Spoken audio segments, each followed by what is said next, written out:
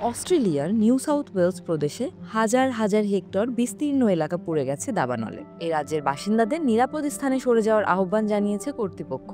রাজ্যের কেন্দ্রীয় উপকূল অঞ্চলের ফেগান্স বে ও ওয়াইওয়াই এলাকায় সতর্কতা জারি করা হয়েছে। রাজধানী সিডনি থেকে প্রায় ৪৫ কিলোমিটার উত্তরে অবস্থিত অঞ্চলটিতে প্রায় ৩.৫ লাখ জনগণ বসবাস করে।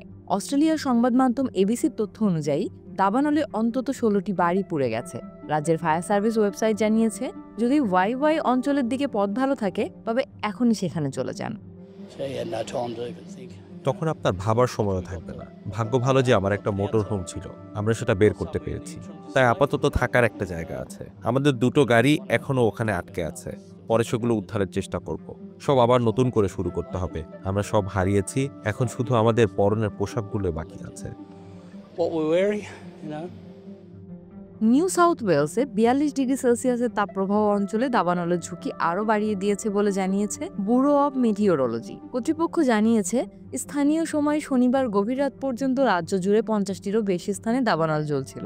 এর মধ্যে রাজ্যের আপার হান্টার এলাকার একটি দাবানল সর্বোচ্চ জরুরি বিবেচনায় রয়েছে, যা প্রায় ১০,০০০ হেক্টর এলাকা পুড়িয়ে দিয়েছে। আমি কয়েকটি বিষয় নিয়ে কথা বলতে চাইছি। এখন পর্যন্ত নিউ সাউথ ওয়েলস ৭৫টি দাবানলে জ্বলেছে, যার মধ্যে ১৯টি দাবানল এখনও নিয়ন্ত্রণে আনা যায়নি। এই দাবানল নেভানোর জন্য রাজ্য জুড়ে রুরাল ফায়ার সার্ভিস ৩০০টি গাড়ি মোতায়েন করেছে।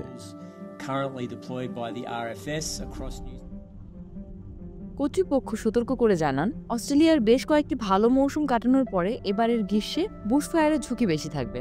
২০১৯-২০ সালের ব্ল্যাক সামার দাবানলে অস্ট্রেলিয়ার বড় একটি এলাকা ধ্বংস হয়েছিল। ওই দাবানলে ৩৩ জন মানুষ মারা যায়।